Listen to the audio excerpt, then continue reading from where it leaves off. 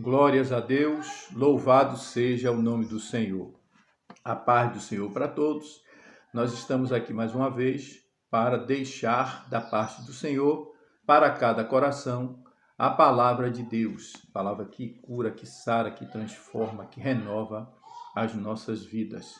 Quero pedir a todos que curtam, continue curtindo o nosso canal, continue compartilhando, se inscrevam no nosso canal e nos ajude para que nós possamos continuar nesta mesma fé, trazendo a mensagem do Senhor e todas as outras informações que são importantes para a nossa vida no nosso dia a dia. Livro de 2 Reis, capítulo de número 3, verso 15. Vamos orar em nome de Jesus. Deus poderoso e eterno, toma nossas vidas em Tuas mãos. Pelo Teu Santo Espírito, Senhor, fala conosco e nos faz entender a Tua vontade e o Teu querer pela Tua palavra em nossas vidas. Essa é a nossa oração em nome de Jesus. Amém?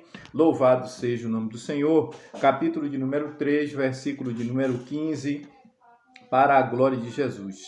Diz assim a palavra do Senhor. Ora, pois, trazei um tangedor.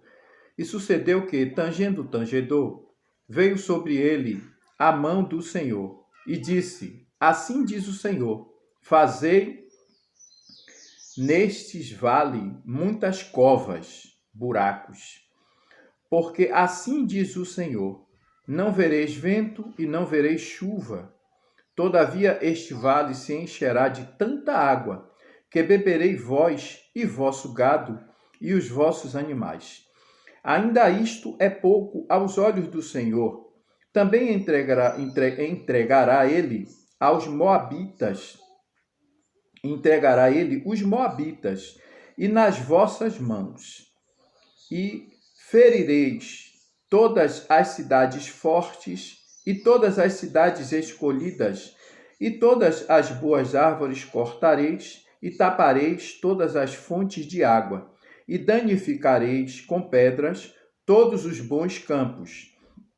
E sucedeu que, pela manhã, oferecendo-se a oferta de manjares, eis que vinha as águas pelo caminho de Edom, e a terra se encheu de água. Glória a Jesus.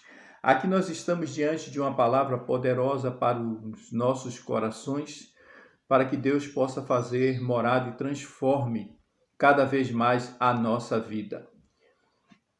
Deus, ele nos responde até no deserto.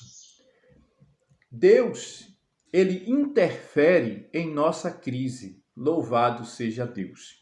E aqui nós estamos diante de um texto que, neste momento, nós sabemos que, às vezes, nós direcionamos determinadas informações da palavra de Deus neste contexto aqui do Antigo Testamento, e às vezes nós confundimos, às vezes nós trocamos um pouco as coisas. Nesse momento aqui, nós vamos observar que havia uma separação entre o povo de Deus, entre o reino de Deus. Logo depois da morte de Salomão, o reino de Deus se dividiu em dois, norte e sul.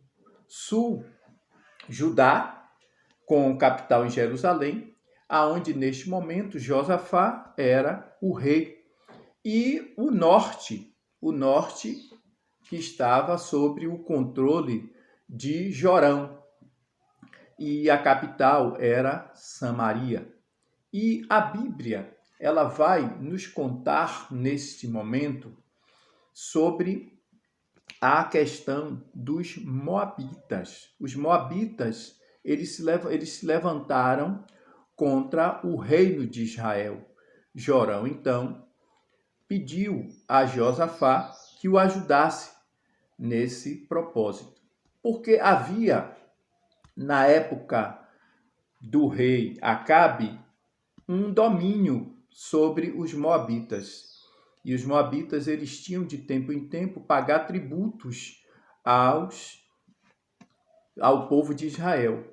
Só que com a morte de Acabe, o que aconteceu? Os Moabitas se levantaram e já não queria mais pagar os tributos. Com isso, Jorão pediu então que Josafá, rei de Judá, o ajudasse nessa peleja, o ajudasse nessa batalha. Então Jorão, né, pede a Josafá que faça com ele essa aliança e o ajude a que eles pudessem ir contra o rei dos Moabitas. Só que eles reúnem o exército, eles vão para a peleja, só que eles se perdem no deserto. E durante 7 dias eles ficam perdidos, andando em círculo. E aí, observe o que acontece quando o homem de Deus, ele ouve, ele obedece e ele segue a voz de Deus. Então Josafá ali chama ao rei Jorão e pede para que ele indique um profeta. Ele pergunta se ainda não tem um profeta ali naquele lugar, um profeta do Senhor. Olhe o destaque, né? Ele pede um profeta do Senhor, porque Jorão, ele tinha os seus profetas, né? Mas Josafá queria ouvir a voz de Deus.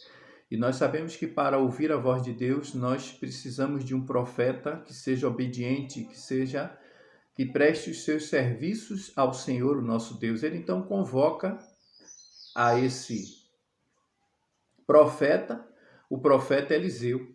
Então o profeta Eliseu se aproxima deles, até porque o rei Jorão estava tentando estava querendo culpar a Deus pelo que estava acontecendo. Eles saíram para a peleja e se perderam no deserto. Então, Deus não é culpado, né? Nós sabemos que Deus não é culpado das nossas crises, Deus não é culpado das nossas decisões erradas, né? Deus não é culpado daquelas coisas que nós fazemos fora do domínio e do controle de Deus. Basta ver que nós, quase sempre, né, em todas as situações, queremos culpar a Deus. Lá no Éden foi assim. Lá no Éden, vocês lembram muito bem, né, da história, aonde Adão, ele quis culpar a Eva. Aliás, ele culpou a Eva pela situação que aconteceu ali. Aleluia. E Eva culpou a serpente. Logo, a gente entende que eles queriam culpar a Deus, ou provavelmente, né, colocar em Deus a culpa de tudo que estava acontecendo. Lá no livro de Lamentações, no capítulo de número 3, no verso 39, a Bíblia diz: de que se queixam os homens? Queixem-se ou queixam-se dos seus próprios pecados, ou queixem-se dos seus próprios pecados. Ainda em Lamentações, capítulo de número 5, verso 21, a Bíblia diz: convertei-nos a ti, Senhor, e seremos convertidos. Renova os nossos dias como dantes. Louvado seja o nome do Senhor. E ainda, olhando para o contexto do livro de Jeremias, no capítulo de número 18, o verso de número 4, quando Jeremias desce à casa do oleiro, a Bíblia diz como o vaso que ele fazia de barro se quebrou na mão do oleiro. Olhe que não foi o oleiro que quebrou o vaso, foi o vaso que se quebrou na mão do oleiro. Então o oleiro tornou a fazer dele um outro vaso, conforme o que pareceu bem aos seus olhos. Então observe que não foi o oleiro que quebrou o vaso. Deus não é culpado dos nossos pecados. Então Josafá pede para consultar um profeta do Senhor. Louvado seja Deus. Então nós observamos que o servo do Senhor, ele lhe pede para consultar a Deus em todas as suas decisões.